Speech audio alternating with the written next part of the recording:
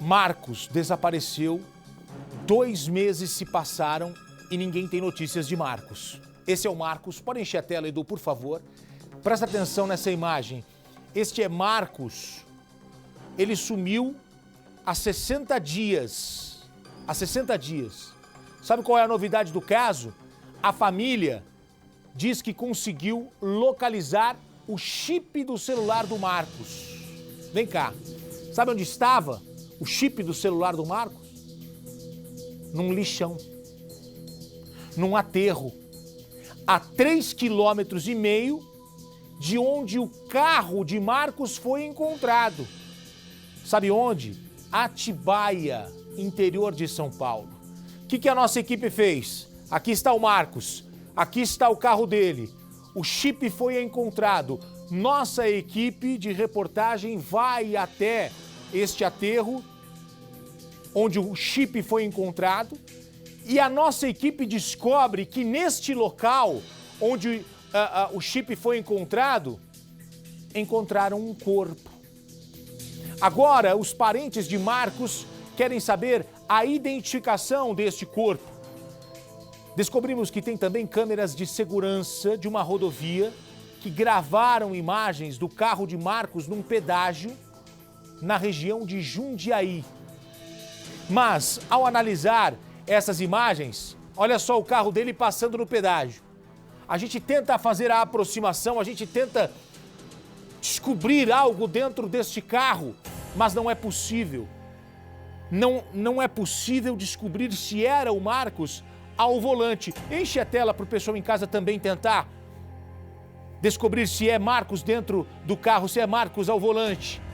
É Marcos que está dirigindo, indo para algum lugar, ou alguém que já tinha pegado o carro dele? Marcos estava no porta-malas preso, ou o Marcos estava em outro carro? Passando um pouco de informações sobre Marcos.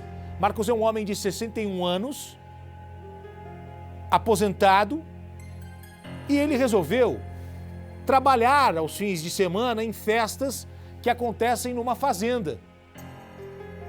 Sabe o que ele é? Controlador de acesso. Ele fica na recepção, ali na portaria.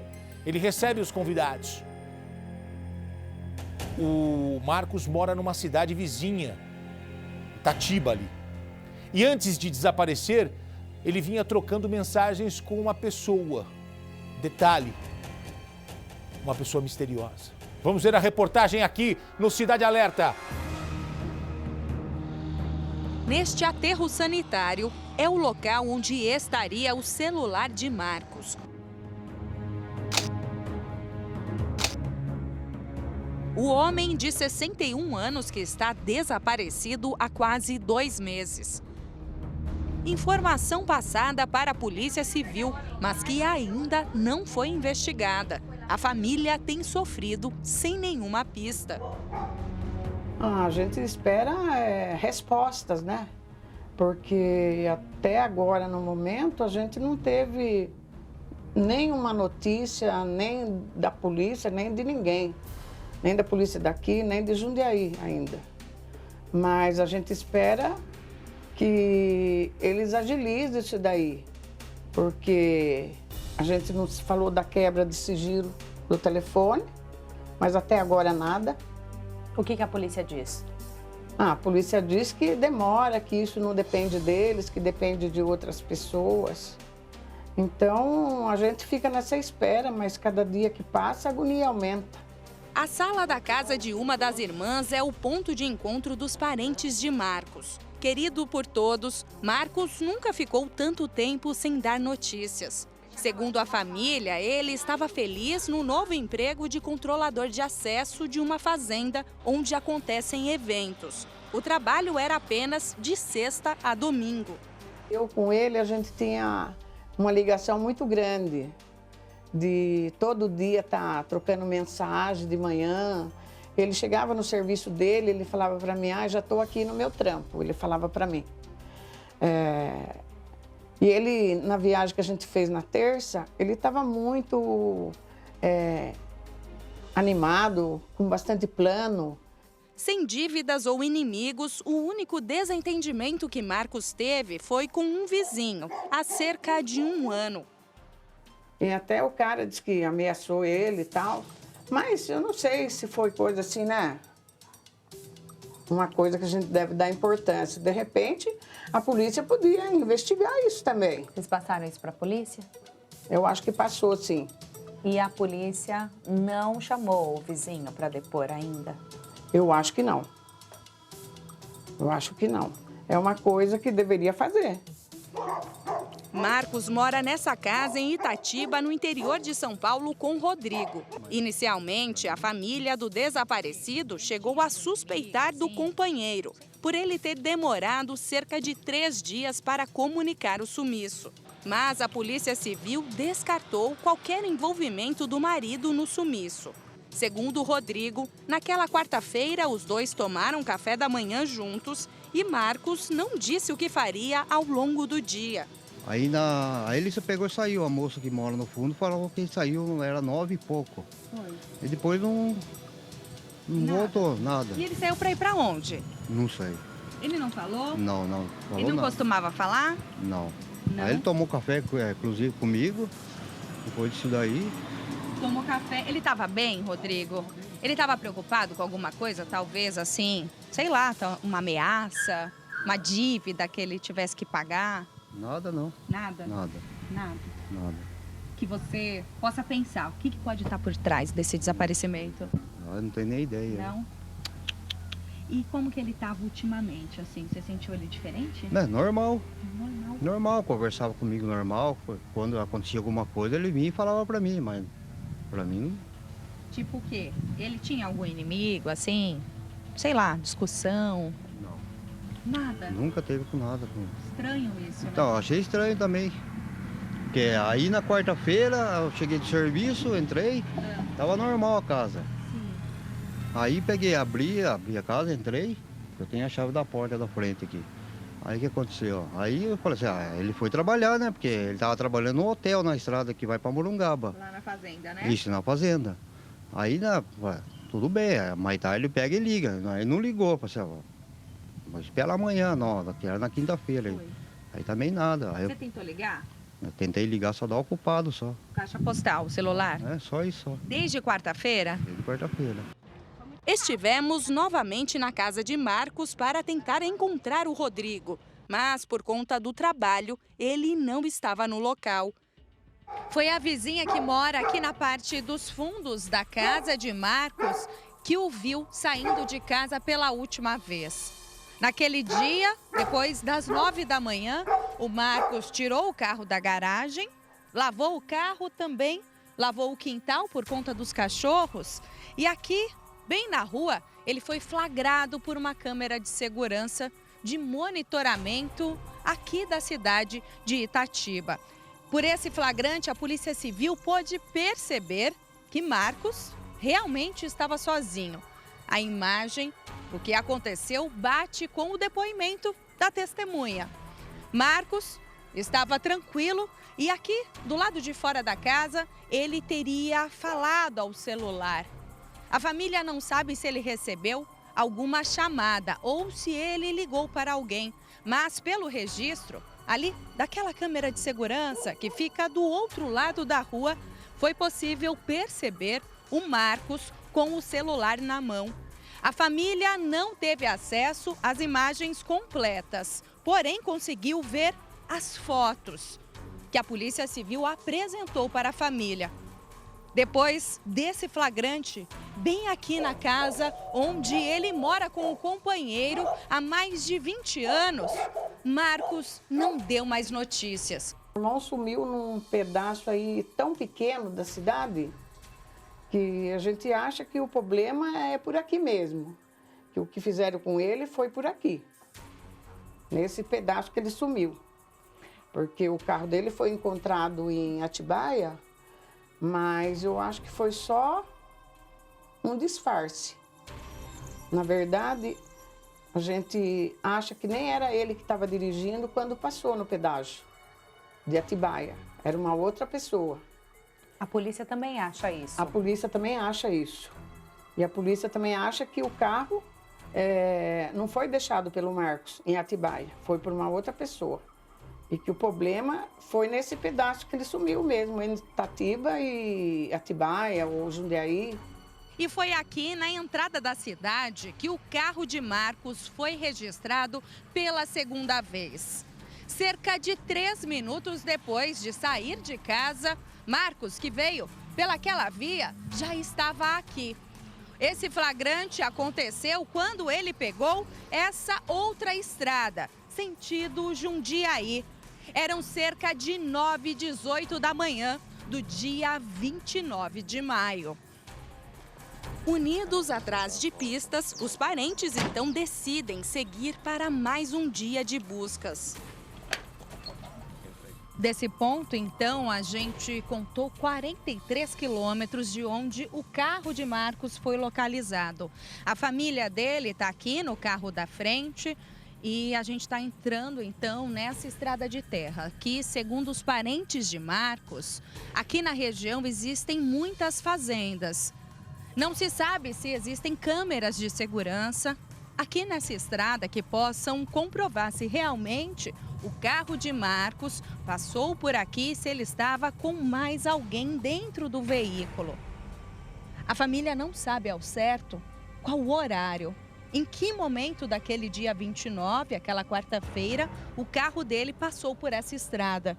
Mas a polícia tem certeza que ele pegou este caminho para chegar então até o ponto onde o carro foi abandonado. Um pouco mais à frente existe a câmera de segurança próxima ao pedágio de Atibaia, onde o carro foi registrado pela última vez. Porém, esse registro aconteceu quase 12 horas depois de Marcos sair de casa. O que teria acontecido com ele no meio desse caminho? Por onde o carro do desaparecido teria rodado até ser abandonado naquele ponto?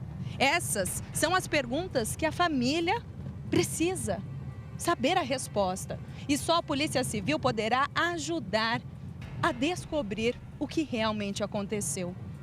A família só sabe que o carro foi encontrado nesse ponto ermo, com as portas abertas, com a chave no contato e com muitos objetos pessoais de Marcos dentro do veículo. Porém, o celular dele não foi encontrado. Por isso, a família conseguiu, em contato com uma empresa de telefonia, conseguiu rastrear o chip do aparelho de celular e conseguiu achar essa localização, que está a cerca de 3,5 km de distância do ponto onde o carro dele foi encontrado. A família até então não teve coragem de fazer esse percurso, de ir até esses 2 pontos, onde existem essas provas que podem ajudar a elucidar o caso. A estrada é rodeada de lagos e muitas chácaras. Segundo a família, Marcos estava sem combustível no carro e pode ter parado em algum posto no meio do trajeto. Esse posto fica bem na saída da estrada de terra, antes de pegar a rodovia. Pela segurança dos parentes, ao chegar no local onde o carro de Marcos foi encontrado, descemos sozinhos, à procura de mais informações. Foi um motorista de ônibus que passava bem aqui pela avenida principal do bairro Caetetuba que percebeu um carro abandonado bem aqui do outro lado. Moradores aqui da região que têm medo de serem identificados confirmaram que esse carro esteve aqui abandonado por pelo menos mais de um dia. A comunicação feita para a Polícia Militar foi exatamente na sexta-feira, 3 dias depois do desaparecimento. O motorista de ônibus percebeu na ida que o carro estava aqui e na volta ele viu que estava da mesma forma, por isso decidiu chamar a Polícia Militar. O carro, abandonado com as portas abertas e com a chave no contato, chamou bastante a atenção de todos os moradores que passavam por aqui. A Polícia Militar, então, veio até o local, retirou o carro daqui e entregou o carro para a família do desaparecido em um outro ponto aqui na cidade. Como a família ainda estava sendo comunicada sobre o desaparecimento de Marcos, os policiais militares não preservaram o local onde o carro estava.